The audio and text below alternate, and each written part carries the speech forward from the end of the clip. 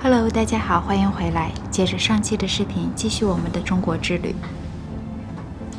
既然到了北方，那长城是一定要去的。除了大家所熟知的八达岭长城，还有一个被公认为中国长城之最的司马台长城。司马台长城位于北京市密云区，旁边就是很有名的度假区古北水镇。古北水镇并非纯粹的古迹，而是以历史文化为基底的综合性旅游区。我们预定了古北水镇景区内的酒店，房价呢有点贵，但是服务很周到。比如可以随时乘坐的免费景区摆渡车，下午可以去泡温泉，费用包含在了房费内。晚上可以去酒店的餐厅享受一顿自助晚餐哦。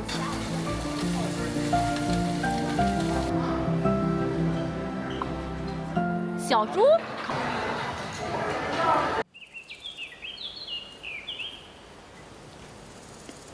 在水镇休整一晚，第二天一大早，我们就要奔赴此行的主要目的地司马台长城。司马台长城虽然和古北水镇相邻，但属于两个独立的风景区，我们仍然需要单独购买司马台长城的门票。拿着 ticket 去爬吧，走吧。景区内也设有索道，可以选择单程或者往返。我们给奶奶买了往返的索道。很多人推荐坐索道到达长城的半山腰，再继续往上爬，因为从这里开始可以看到整段长城最美的风景。不过这次呢，我们要带着孩子从起点出发。长城步行道入口。从长城步行道入口进，在真正开始爬长城之前，需要穿过一段隐秘的台阶，再经过一段比较平缓的步行道。沿途的风景也很漂亮，还可以眺望一下远处的敌楼哦。8、9、10、11个。11个？对。我怎么觉得12个呢？步行1个小时，我们抵达了第2个敌楼。从这里开始，我们正式开始爬长城。多高？这得爬到啥时候？爬长城，爬的，爬的，走爬，继续爬。司马台长城最初建于明洪武初年，是中国唯一完整保留了明代原貌的长城。它被称之为中国长城之最，因其险、密、奇、巧、全而被大家所熟知。司马台长城东起望京楼，西到后窗口，鸳鸯湖水库将该长城分为了东段和西段。东段有敌楼16座，这也是我们今天所要爬的部分。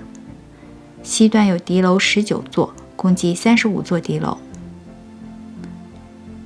目前景区仅对游客开放了东段的1到10号敌楼，每2个敌楼之间的间隔大约在100米到300米。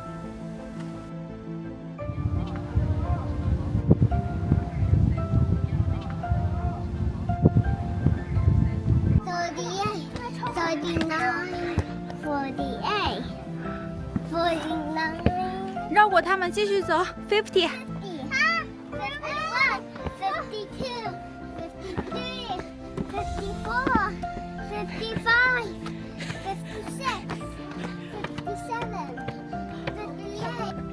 前面就到第5个烽火台了，越到上面它越破哈，是这样子。对对对，更原始啊，更好玩。第5个了，继续吧，去里头，去烽火台里头看看。在敌楼的四壁有这种小小的拱门形状的结构，古人称之为箭窗，主要用于防御和狙击敌人。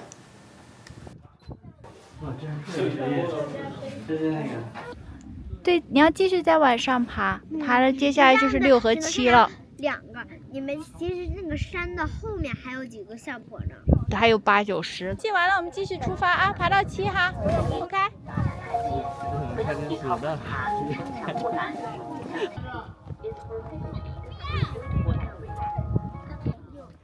我们现在所在的第5和第6个敌楼之间，就是之前提到的索道的终点。如果选择坐索道，可以从此往上爬，直接到达第6座敌楼，省去了我们之前所有的时间。哇，这个6真的好高好高啊！我这一回头，这腿好软。哇，第6层了，第6个烽火台，66大顺，快上去吧！我们爬到第6个烽火台啦，不过太高了，带3个小朋友下去喽。拜拜。小朋友们依然精力旺盛，想要爬到最后一座敌楼，但考虑到我们下午还有3个小时的车程回坛山，而且天气骤变，沙尘暴开始啦。所谓上山容易下山难，上山是爬长城，那下山就是坐着下山了。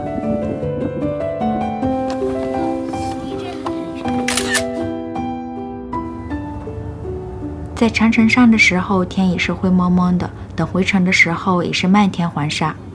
古北水镇和长城之旅结束了，而我们也要开启我们的回程之旅了。到天津啦！游完长城的第2天，我们启程从河北回江苏，开车需要12个小时。上期视频中呢，我们开车从江苏抵达河北，选择在济南停留。这一次我们要在青岛住一宿。为什么是青岛呢？青岛它既不是一个典型的北方城市，也没有现代都市的压迫感，它既有充满异国风情的百年老建筑，又有烟火气升腾的市井码头，所以很期待这个被山和海包围的小城。这是山中煎饼、加个肠。包子，10块钱的6个包子，不过是小包子。瑶瑶吃的hamburger，这个 hamburger 好吃吗？里头加的是鸡排吧？到达青岛西海山收费站。从太阳升起开到了夕阳西下，可以看日落了，是不是很漂亮？这应该就要进市中心了。我看到我们的目的地啦 ，hotel 就在这儿呢。走中间车道排队。终于抵达目的地了，位于青岛奥帆中心的洲际酒店。酒店大堂特别的大，有很多的休息区。正值春节期间，氛围感也是特别喜庆。而最让瑶瑶和潇潇惊喜的是等候多时的卡通人偶，还有可以任意挑选的棒棒糖哦。Cheers！ 进房间喽。登记完成，有人帮我们全程送到了房间。这次回国积攒多年的 IHG 的积分派上了很大的用场，用积分预订房间的性价比真的超级高。给你送水果啦！我们不仅换到了心仪的房型，还被免费的升级到了景观更好的房间了。这个窗户外面，这是一个海湾吗？海景房。晚上说7点半之后会有灯光秀，哇，这个看着不错，有山有水，有高楼，有灯光秀。下面是一个广场，应该就是大家散步的地方了。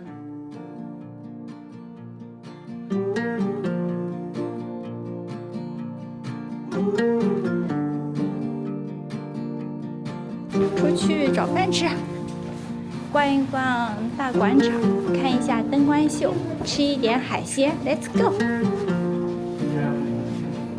不是2个路口就一个店，就这儿有个店，对，然后往上这还有个店，这个店要大个店，好，再见啊！好，谢谢，走吧，跟着爸爸，手拉着瑶瑶，吃多 ，Let's go！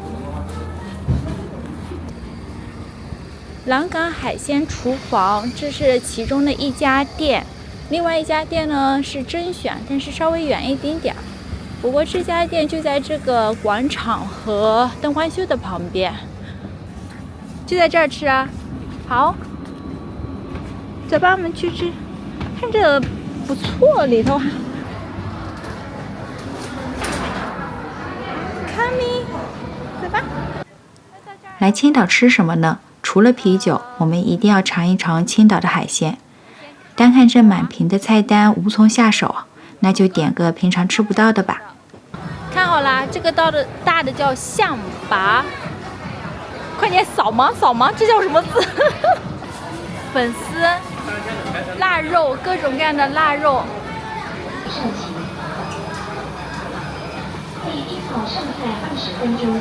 老师们，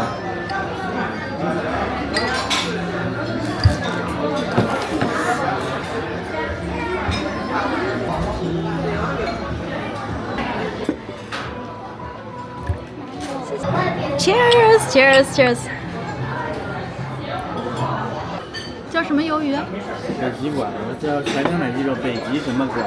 北极什么馆儿？来吧。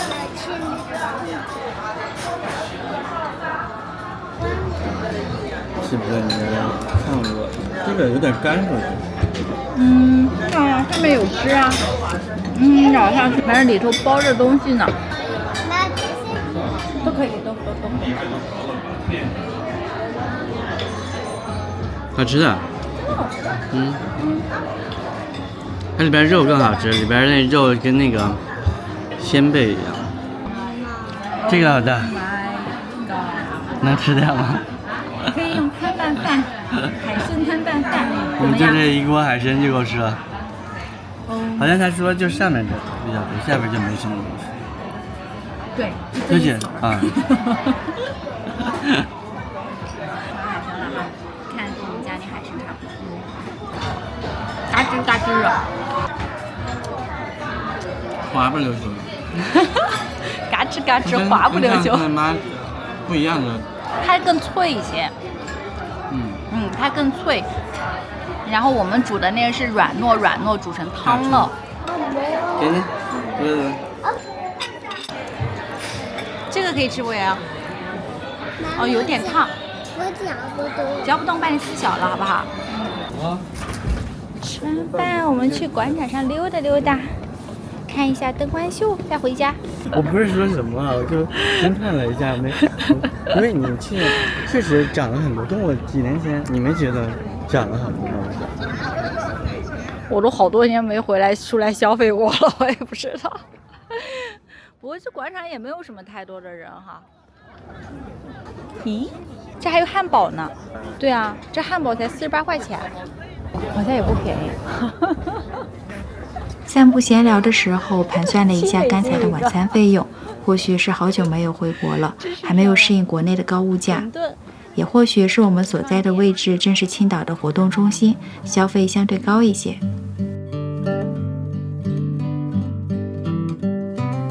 我们所在的奥帆中心是2008年北京奥运会帆船比赛的场地，目前已经是国家5A 级旅游景区了。奥帆中心位于青岛市南区福山湾畔，在这里我们可以听到久违的海浪声。沿海湾走是长约534米的防坡梯，也就是著名的情人坝。情人坝的尽头呢是一个白色的灯塔，它不仅是重要的航标，也是整个福山湾看日落的最佳位置。起床啦，起床啦，7点钟啦，看看，起床吧。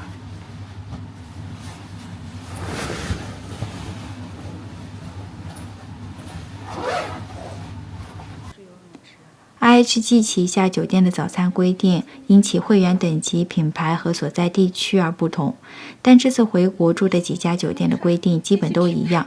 如果用现金预订房间，酒店会提供免费的早餐；如果用积分兑换房间，就需要自己购买早餐。每位成人的价格大约在100人民币左右。这儿有牌子。酒店里早餐种类很多，面包区有中式的小餐包、美式的羊角包和华夫饼，饮料区有果汁、咖啡等。如果是会员，他们会提供鲜榨的果汁。他们把肉放在这个冰上降温呢。西式的早餐这边有各种火腿肉，也有现做的培根，但没有食欲。中餐区倒是看到了好多久违的美食。竟然有豆腐脑、粥配榨菜、牛奶玉米、燕麦。我看到好多餐厅都有这种番茄汁豆，没有吃过哎。小朋友还是习惯西式的早餐，水果和面包就可以管饱。我们来一碗牛肉面，看着碗里的牛肉给的满满的。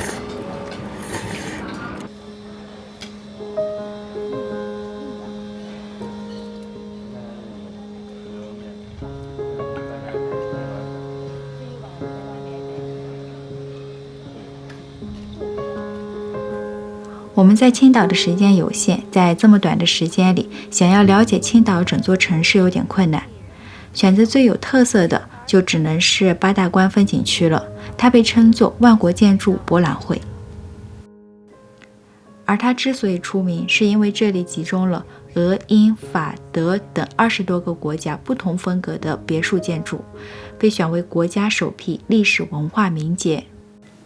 八大关风景区位于汇泉角与太平角之间，核心区占地约70公顷。八大关最初由8条以中国长城著名关隘命名的街道组成。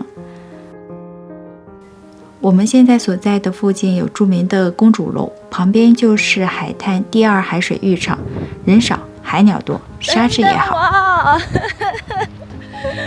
追不上啊！慢一点，对，慢一点。好。看到沙子啦，听到海浪声音了，去吧。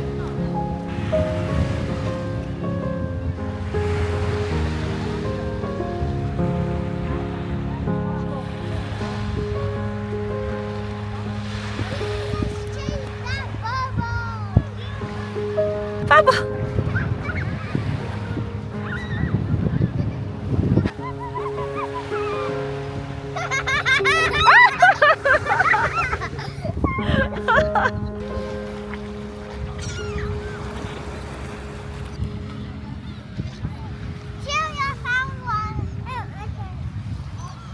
我们怎么走？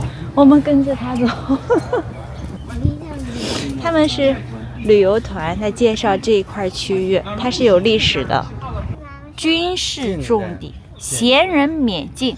我可以悄悄的看一眼吗？里头也许会有人住吧，我看到窗户上还贴着福字呢。OK，let's go， 不让进。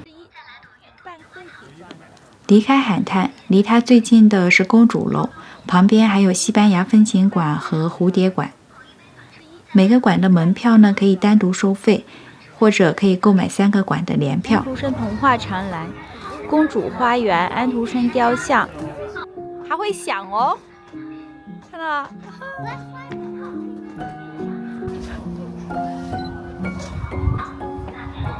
去楼里头看一下。据说公主楼曾为丹麦公主准备，虽然历史上并没有确凿的证据表明公主长期居住于此，但这个名字却保留了下来。公主楼的室内布置成欧式起居场景，像木质的楼梯、欧洲传统的手工制鞋法，这些陈设讲述着20年代的欧洲上层家庭日常。来了 ，perform。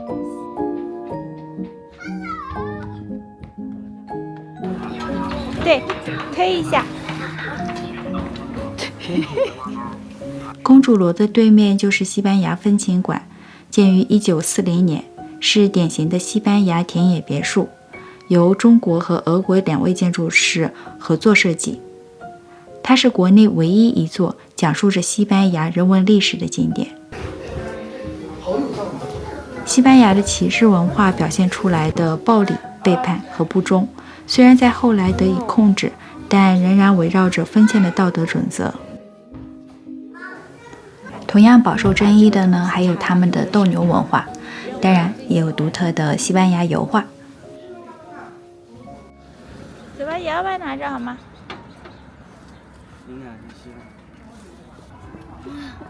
树袋熊需要补充一下热量。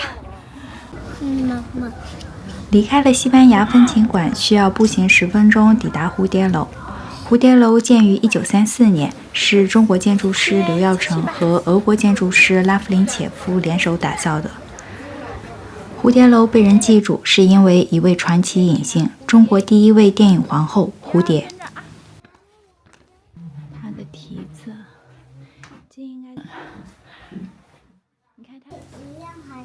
1935年，电影《劫后桃花》在这里取景拍摄。蝴蝶在楼里住了整整3个月。他在这部电影里的成功，也让这栋小楼被市民们口口相传为蝴蝶楼。如今的蝴蝶楼更像一座小型的电影博物馆， 1楼陈列着各种老式的摄影机，2楼不仅有蝴蝶的主要作品，更展示了整个中国的电影发展史。第一部有声电影是《歌女红牡丹》。青岛这座城市曾经是很多电影的取景地，像这里陈列出了许多的在青岛拍摄的影视剧，因此青岛也见证了整个电影的发展史。